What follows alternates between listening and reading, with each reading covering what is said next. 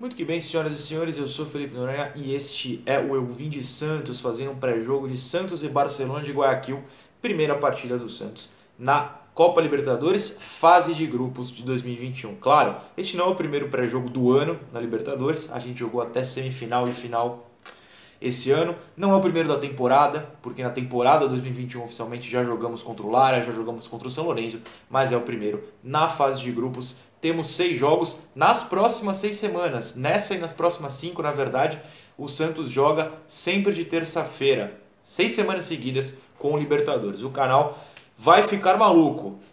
O Santos, eu espero que passe de fase. É o nosso objetivo. Antes de falar de Santos e Barcelona, claro, o Caio Nascimento veio aqui também falar sobre o Barcelona propriamente. Aliás, talvez seja o vídeo mais detalhado que o Caio já fez. É um espetáculo, o menino é muito bom. Eu tenho um anúncio, né? Eu avisei no vídeo de manhã, se você não assistiu, eu faço agora. Eu vou sortear uma Santos Box, a Santos Box do mês passado, uma cortesia da Tamires. A Tamires é membro do canal, ela recebeu 2, por um acaso lá dela com a empresa que entrega Santos Box, que se chama Santos Box. E ela falou que estava a fim de sortear uma aqui no canal. Eu abri as portas para isso, a Tamires é membro. Se os membros falam, eu já estou cumprindo aqui.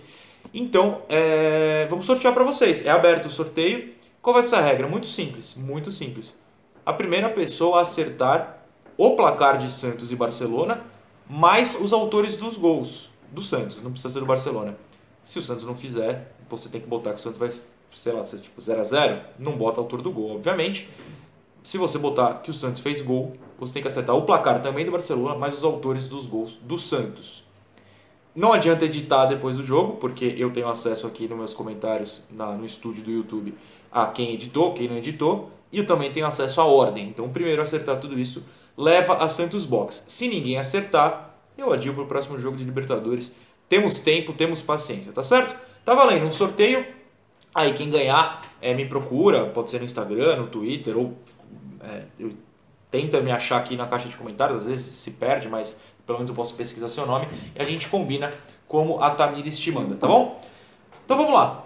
Santos e Barcelona, supostamente 7h15 da noite. Por que supostamente? 7h15 ou não? 7h30, eu tô loucão. Enfim, antes das 8 da noite. Por quê? Porque o governo de São Paulo proíbe nesse momento partidas antes das 8 da noite. É uma medida que é meio sem sentido, claro, em razão da pandemia, mas não o sentido de, começar às 4 da tarde, começar às 8 da noite, o vírus não deixa de passar, não é? Mas enfim, é que supostamente isso, como os bares e restaurantes estão proibidos depois das 8, diminuiria a chance das pessoas se aglomerarem. Como se as pessoas que fazem isso fossem se poupar por causa do horário. Enfim, elas estão erradas e o que importa é quem faz o certo, que é se cuidar. Mas a gente tem que ficar de olho. Eu estou gravando isso agora às 7h20 da noite de segunda-feira. Se você está assistindo na segunda, você fica de olho até o fim do dia. Se você já está assistindo na terça, também fique de olho. Pode mudar o horário a qualquer momento. Às 7h15 mesmo, eu estava abrindo a tabela do Globo Esporte aqui para não falar bobagem. Não me parece uma mudança muito difícil de fazer. De 7h15 para 8, não muda muito a preparação dos jogadores em si e tal. Teria de ver na TV, né? A discussão iria para Comembol, com a TV e tudo mais. Enfim, vamos ficar na guarda, eu só estou dando esse toque para a gente ficar de olho. TV, transmissão, Fox Sports, ou claro, como eu sempre digo, onde você achar na internet. Eu não vou julgar ninguém. Ninguém é obrigado a ter dinheiro para assinar todos os canais do mundo, não é mesmo? Muito bem, dito isso, vamos falar do jogo em si. A minha parte aqui é do Santos, o Caio fala do Barcelona daqui a pouco. Do Santos a gente pode partir do princípio, e claro, também com o Caio, porque eu já assisti ao Caio aqui, e já tenho algumas ideias. A gente sabe que o goleiro é o João Paulo. A gente sabe que a dupla de zaga é Kaique e Luan Pérez, e que o lateral esquerdo é o Felipe Jonathan.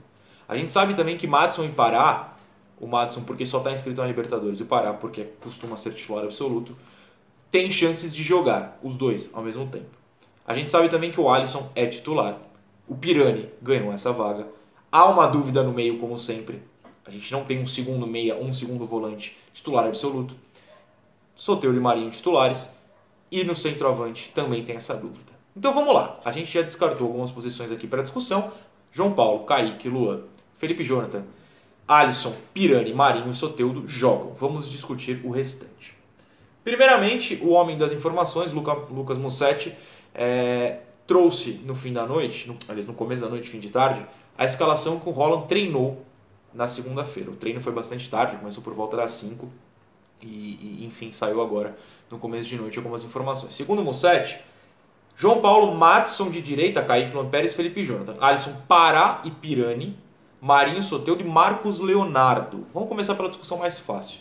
O Marcos Leonardo, que vem sendo titular, pelo futebol em si, ele não perderia a posição, ele poderia perder a posição para o Caio se o Caio tivesse arrebentado nesses jogos voltando da lesão. Não foi o caso, não arrebentou, não foi mal, mas não arrebentou. E, enfim, por um estilo de jogo propriamente dito. Mas para o Barcelona em si, e com a evolução do Marcos no quesito buscar o jogo e ajudar os pontas, não vejo o Haaland tirando o Marcos assim de cara só porque o Caio está de volta. Acho que o Caio vai continuar jogando mais no Paulista por enquanto, tentando recuperar essa posição. Normal, deve jogar o Marcos, eu não vejo problema, acho até que ele está bem e pode continuar. Então tá.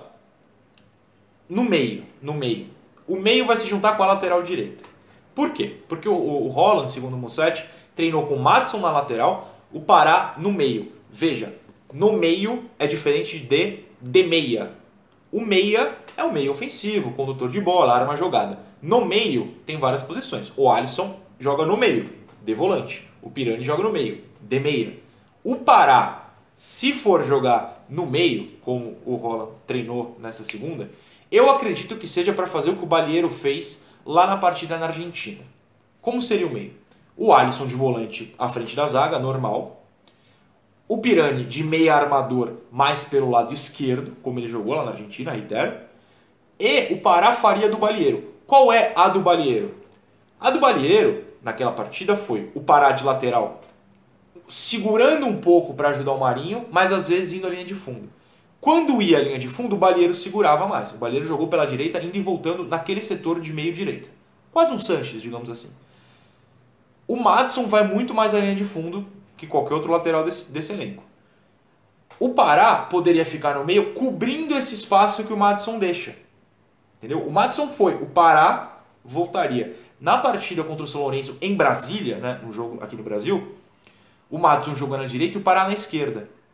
Ninguém cobriu com qualidade o espaço que o Maddison deixava ao subir. Então talvez o Pará jogar mais centralizado signifique ele cobrindo o espaço que o Maddison deixa quando vai para a ponta. Isso permite ao Marinho dar uma variada para o meio, levar a bola no corte que ele tem tradicional para o meio, triangular com o Maddison, triangular com o próprio Pará se ele ficar um pouco atrás e não só recuar, triangular com o Pirani, com o Marcos Leonardo. Você daria certa segurança, claro, na teoria, para o Maddison jogar mais solto. O Pará cobriria esse espaço. Isso é teórico. O Mussetti trouxe a informação da escalação em si. Eu estou tentando entender qual é a ideia. Pensando aqui, né, foi o que eu consegui entender. O Pará como a cobertura do Maddison, sem o Alisson precisar ficar se matando de um lado para o outro. Na esquerda se mata um pouco mais, mas aí na direita teria o Pará. É a função Balieiro lá na Argentina. Se você assistiu aqui aos vídeos de tática pós-jogo do São Lourenço, na nossa vitória lá, você lembra, ou claro, você pode voltar e assistir. Bom, é isso, né? O Maddison na direita é um cara muito mais ofensivo. Ele tá apostando no jogo pelos lados, aparentemente. Só que o Caio vai falar duas coisas.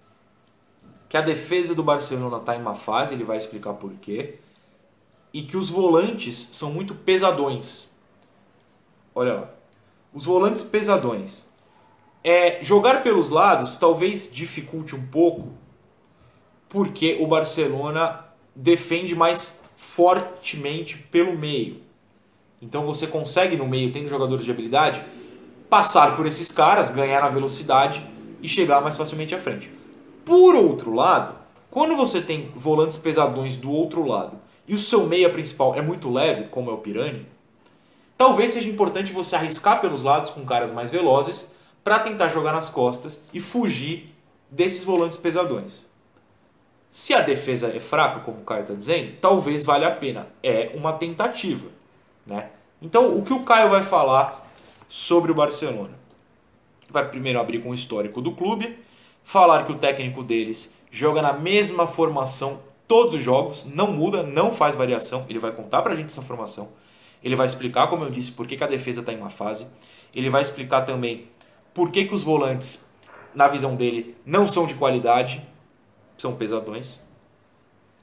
E vai dar dicas para o Santos dominar a questão do meio campo. Importante a gente ficar de olho nessas dicas do Caio, vem daqui a pouco.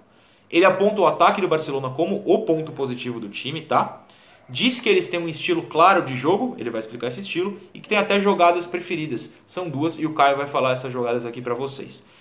O Caio fica muito chateado quando ele troca uma informação sem querer, confunde o nome de jogador, sei lá, às vezes ele fala um Gonzalez e é o Domingues, que é a coisa mais normal de qualquer time aqui da América do Sul. Em algum momento o Caio vai falar Del Valle no meio do vídeo. É o Barcelona, Caio, fique tranquilo, todo mundo vai entender. Eu tô corrigindo porque você sempre pede pra gente te avisar, porque senão eu sei que você vai querer gravar de novo, se eu te contar antes de publicar no ar, de colocar no ar. Então fica tranquilo. Ele vai falar Del Valle, mas é o Barcelona, dá pra entender tranquilamente. Fica o meu agradecimento ao Caio, à Anitta, ao Thiago que faz as thumbs, a todos vocês que me assistem e que me apoiam, aos membros, porque sem vocês o canal não seria tão forte e não me ajudaria a sobreviver, pagar contas. É isso, certo? Amanhã o que a gente faz? De manhã, começo de tarde, só se tiver alguma notícia muito bombástica. Se não, se o Santos vence, aquela livezinha pós-jogo pra gente celebrar.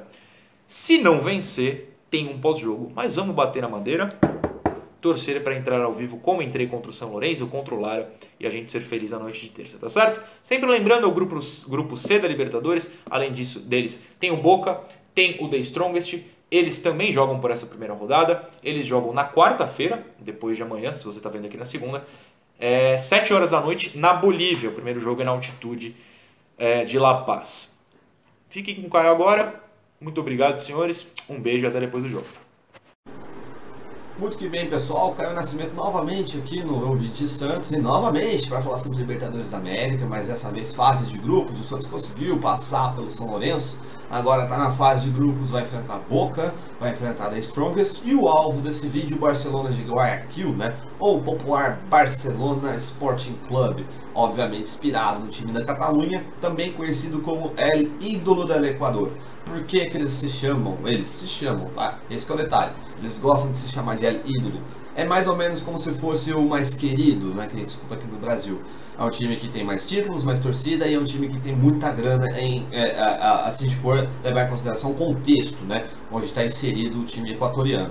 É um time que gosta muito de se abastecer de jogadores de outras equipes menores ou equipes emergentes no Equador. Tanto é que a gente vai ver mais pra frente, teve jogador que o Santos já enfrentou pelo Delfim, jogando hoje no Barcelona de Guayaquil. É uma equipe treinada por um argentino, Fabiano Bustos, que foi é o atual bicampeão. Ele, né, especificamente, é o treinador bicampeão do futebol equatoriano, foi campeão com o Delfim em 2019 e foi campeão da última temporada com o Barcelona de Guayaquil. Ele gosta muito de jogar no 4-2-3-1, quase nunca muda isso, tá? É sempre o 4-2-3-1, uma linha de 4 na defesa, 2 volantes bem conservadores, volantes assim que morde e solta a bola, não faz mais do que isso. Uma linha de 3 na frente desses 2 volantes, que a gente vai explicar como é que funciona, e um centroavante. Geralmente é um centroavante para servir de âncora, né, de pivô, para ter uma movimentação da linha de 3 vindo por trás. Então, 4-2-3-1, certo? O grande potencial desse time é da bola parada. É um time que se aproveita demais de bola parada, tá? E também sofre muito na bola parada defensiva, tá? Esse é uma faca de 2 gumes, né? Com relação ao Barcelona de Guayaquil. Machuca e sofre na bola parada. Vale ressaltar, é o time que ele tá na liderança do campeonato equatoriano. Eu tô gravando esse vídeo no domingo, o Emelec tá jogando, então o empate já é o suficiente para o Emelec passar o Barcelona de Guayaquil. Tá com 18 pontos, mas muito provavelmente vai voltar a ser 15. Por quê? Teve uma partida contra o Alcas, acho que vocês já devem ter ouvido falar do que aconteceu. O Alcas é um time que é da cidade de Quito, mas é um time que não tem tanta condição financeira de se manter. E o Alcas teve que jogar com 7 jogadores nessa partida, na penúltima rodada, né? Na última rodada, o Barcelona de Guayaquil empatou em 2-2 com o Mushuc Runa, mas na penúltima rodada ganhou, né? Do Alcas por 3-0, sendo que só fez 2 gols. Como assim 3-0 só que só fez 2 gols? No caso, né? O Alcas entrou com 7 jogadores em campo, e com 20 minutos mais ou menos já estava 2-0 para o Barcelona de Guayaquil. e então o goleiro machucou. O que acontece? A partida acaba. E, no caso, o Barcelona ficou com os 3 pontos e o 3-0. Mas a tendência é que esse jogo seja remarcado e eles joguem de novo, porque é injusto você botar 7 jogadores em campo por conta do Covid. Não tinha nem o treinador em campo. Então, assim, a situação do Alcas estava terrível. Isso é uma frequência, está acontecendo com uma frequência gigantesca, tanto no Equador quanto na Colômbia. E os times mais estruturados, no caso do Barcelona, a LDU, o Independiente Del Valle, entre aspas, tem tirado proveito muito disso, porque as equipes menores, como o Alcas, o Manta, o Guayaquil City, eles não têm um elenco muito vasto, né? Então acaba ficando vítima de uma situação muito insólita, como foi essa, por exemplo. Mas é um detalhe para ser relevado. Tirando esse jogo, a sequência não é tão boa, tá? Tirando essa vitória, entre aspas, a sequência não é tão boa. Como eu disse, empatou em 2-2 com o Chuquiruna, empatou 2-2 contra a LDU e contra o Independiente Del Valle e perdeu para o Deportivo Cuenca. Tá na parte de cima da tabela muito porque o começo foi avassalador. Foram 5 vitórias seguidas, depois 2 empates e depois disso tudo que eu falei para vocês. É um time que, no caso, está sofrendo muito nas últimas rodadas porque descobriram que a defesa do Barcelona de Guayaquil é terrível. Vamos começar com ela primeiro, né? Vamos falar da defesa, a parte ruim, depois a gente vai para a parte boa. Por que, no caso, está caindo muito de produção Independente Del Valle? O goleiro ele é interessante de certo ponto, Burray, né? O goleiro argentino. Ele é pegador de pênalti, tá? Ele tem a fama de ser um grande pegador de pênalti, ele até tem uma marca lá que ele se orgulha bastante. Mas a defesa que fica à frente dele é bem fraca. O Mário Pineda, né? Ele pode tanto jogar de lateral direito como lateral esquerdo. Na minha opinião, ele não funciona em nenhum dos dois lados. Ele é lento, ele é baixo e ele é fraco fisicamente. Então ele perde muito em mano a mano, 1 contra 1, toma amarela doidado e é um caos ali. Se ele jogar pela direita, o companheiro de defesa pelo lado direito dele é outro jogador que também é muito caótico, que é o Williams Riveiros, que é um zagueiro paraguaio de 1,80 m. Ele tem um cabelo lá Davi Luiz, né? Tem um cabelão bem grandão, mas é um cara que é muito caótico. Ele tenta sair jogando, ele erra. Ele tenta sair caçando, né? Ou seja, ele tenta dar aquele bote mais adiantado, ele erra. Ele deixa espaço. Então, muitas vezes, o companheiro de zaga dele, o Luiz Leon, né? Que joga pelo lado esquerdo, tem que sair para cobrir o espaço dele. E aí o time inteiro fica totalmente desguarnecido. O Quinones, né? O Luiz Quinones, que joga pela esquerda, ele é o mais normal da linha de 4 ali do Barcelona, é um cara mais comedido, ele é bom ofensivamente também, cruza muito bem a bola, mas geralmente ele tem que ficar cobrindo o espaço do Leão, que cobre o espaço do Riveiros, que tenta fazer uma loucura ali e não dá certo. Os dois volantes, né, a dupla de volantes, né, da equipe do Barcelona de Guayaquil também não é lá essas coisas. O camisa 30, né, o Bruno Pinharates, ele tem 30 anos e a camisa dele é 30. É um zagueiro uruguaio muito forte fisicamente, tá? Ele é bem parrudo, bom lançador, tem um passe interessante, mas marcar não marca. E o Sérgio Lopes, né, que é outro argentino desse elenco no Barcelona de Guayaquil, também tem essa dificuldade. Tem um bom passe, mas não marca muito bem. Então a defesa, que já é caótica por natureza, fica desguarnecida. Então os gols que o time do Barcelona de Guayaquil geralmente toma são por triangulações por dentro, tá?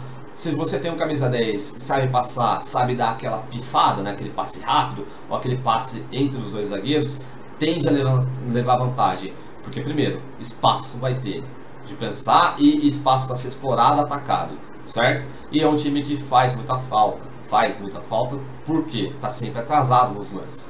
Já teve pênalti, vários pênaltis marcados contra o Barcelona nessas 10 primeiras rodadas. Já teve já sofreram gols de falta justamente na entrada da área nesses primeiros 10 jogos da equipe amarela no campeonato equatoriano, certo? Então tem esse espaço. Se jogar o Nixon Molina no lugar do Sérgio Lopes, a torcida do Barcelona não gosta muito do Sérgio Lopes. Mas se jogar o Nixon Molina, talvez a situação fique um pouco mais remediada, porque ele é um volante um pouco mais forte, é um volante que pressiona mais, é um volante que tem mais vigor físico na marcação, é um volante mais interessante. Eu acho que talvez ganhe a vaga tanto para o jogo da ida quanto o jogo da volta, né? O jogo no primeiro jogo da fase de grupos, quanto da próxima fase, na fase de grupos do Santos. Então, fiquem de olho no Nixon Molina, muito provavelmente vai roubar a vaga do Sérgio Lopes, a meu ver. Então, assim que acontece, é um time que toma muitos gols de bola parada, toma muitos gols em jogadas pelo centro, tá? Pelo centro especificamente, porque tem esse vácuo entre os volantes e a linha de 4 na defesa. Se você tiver um meia que consiga dar o passe pro facão, né? Para quem tá na ponta sair nas costas, especialmente do Peneda, pode dar muito certo. Então é uma situação favorável. O time do Barcelona não é tão confiável assim, na minha opinião, porque se defende muito mal. Mas ataca melhor, tá? É um time que já atacou melhor, ataca bem, mas já atacou melhor, porque o momento, no caso, defensivo é muito ruim, então isso atrapalha, né, a transição defesa para o ataque, justamente porque vamos voltar aos volantes, né? O volante uruguaio ele tem ele tem facilidade em lançar a bola, né? Eu já disse, ele tem bom passe. O Nixon Molina nem tanto, o Lopes tem mais. Então, por isso que talvez o Bustos, né, o treinador argentino, tenha apostado muito nessa dupla, ou ainda vá com a tendência de apostar, porque eles viram muitas bolas, né? Eles invertem muitas bolas para os pontas. Vamos começar pela ponta esquerda, né? O Emmanuel Martínez, que é um jogador argentino, um jogador que tem uma trajetória em times de segunda divisão na Argentina e de times de primeira divisão no Equador. No caso, lembra do que eu falei, de ser mais ou menos um Bayern, né? É um Barcelona, mas é meio um Bayern, né? Do futebol equatoriano, gosta de pegar jogadores de outros times, né? Do futebol local. Um dos casos é o Emmanuel Martínez, é um jogador de 1,77 m, é forte, tem boa explosão, é rápido, mas não é tão driblador. Ele gosta mesmo de atacar o espaço, ou seja, a gente vai ver bastante ele saindo da ponta para dentro, tá? E muito nesse momento o Quiñones vai sair por trás, né, e vai continuar fazendo a lateral, certo? A profundidade, digamos assim. Então o Martínez ele gosta de sair da ponta e entrar. Por quê? Ele tabela muito com um jogador que o Santista conhece bastante, especialmente em 2017. Trata-se de Damian Dias, né, o camisa 10. Ele também é argentino, mas ele se naturalizou equatoriano. Muito provavelmente ele é o jogador, o principal ídolo do Barcelona de Guayaquil, especialmente da história moderna, né, do Barcelona de Guayaquil dos últimos 20 anos. Com certeza Damian Dias é o maior jogador deles. Ele é muito chamado de Quito, né? No caso, Quito Dias, fisicamente ele está em declínio, vamos ser bem honestos com relação a isso. Já estava em 2017, quando ele já tinha 30, né? Agora ele está com 34.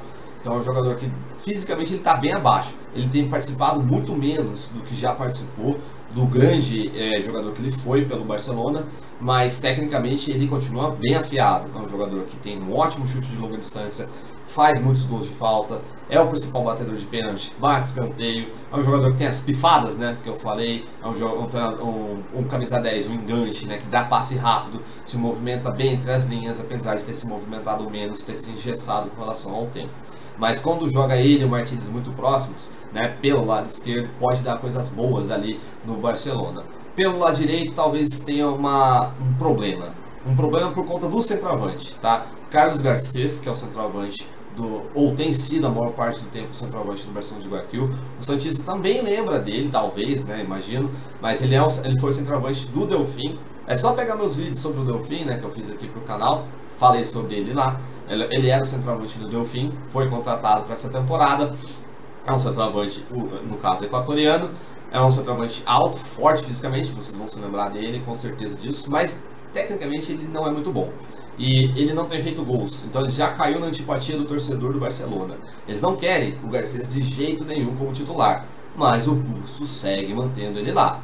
Talvez as coisas mudem para o jogo contra o Santos, especialmente nesse primeiro jogo, no jogo da ida, né, o primeiro jogo da fase de grupos. Porque é um time que, como eu disse, é um time que não tem um apreço muito grande pela posse de bola. É um time muito direto, bola na ponta e cruzamento, ou bola no Damian Dias e chuta, tá? Não é um time que passa muito tempo com a posse de bola, ele não gosta de segurar a bola, né? No caso, isso não favorece tanto a um centroavante pesadão, no caso do Garcés. E nesse jogo contra o Santos, talvez ele saia e entra o Michel Royos, né? Michel Royos, ele fez os 2 gols do empate na última rodada contra o Mushuki Runa, 2 gols de cabeça, mas ele é centroavante, ele é atacante, mas ele tem jogado de ponta, tá? Ou ele começou como ponta nessa partida pelo Barcelona de Guayaquil. É um jogador alto, também é argentino, bom salientar, ou seja, nessa linha de 3, né, do 4-2-3-1, a tendência é ser só argentino ou o Byron Castilho, mas vamos falar do Royos primeiro. Ele é alto, ele é forte, Não é técnico, não é driblador, mas ele é forte, ele tem explosão, ele costumeiramente ele ganha, né? Na disputa de bola, quando a bola vem invertida para ele dominar. Então os laterais opostos, né, que estão na marcação, tem esse desencontro, tem essa desvantagem, tá? Se não jogar o Royals como ponta e jogar ele como centroavante ou como referência no ataque, deve jogar o Byron Castilho, que eu acabei de citar. Ele já é diferente, ele é mais baixo, ele é mais leve, mais veloz e mais driblador, e cruza muito bem. Ele tem um passado de lateral, então isso favorece o bom cruzamento que ele tem, tá? Então é um jogador que, por exemplo, pode se aproveitar muito do passe longo, né, vindo ou do Lopes ou do Penarita, né? Pode vir um passe muito rápido ali, uma inversão de bola muito rápida, pensando em Byron Castilho, porque ele é um foguetinho, ele passa voando ali mesmo.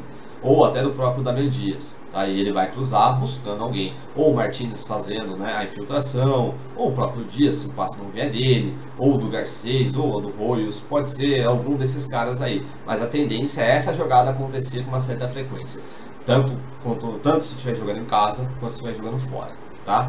Ângelo Preciado, o Ângelo Preciado era do Del Valle, tá no Bruges, mas o Preciado do Barcelona de Guayaquil é mais driblador até do que o Castilho. Ele é um ponta de origem, sempre foi. Ele dribla mais, ele abre bastante o gramado também e cruza. Mas eu acho que ele é a terceira opção ali pelo lado direito, tá? Voltando, né, no caso, se for o lado direito, ele pode ficar um pouco exposto. Porque, como a gente estava falando anteriormente do Mário Pereira, né, o lateral baixinho, que joga nos dois lados, mas não joga bem em nenhum dos dois lados, esse lado direito ali do Barcelona de Guayaquil pode ser muito bem explorado pelo Santos, tá?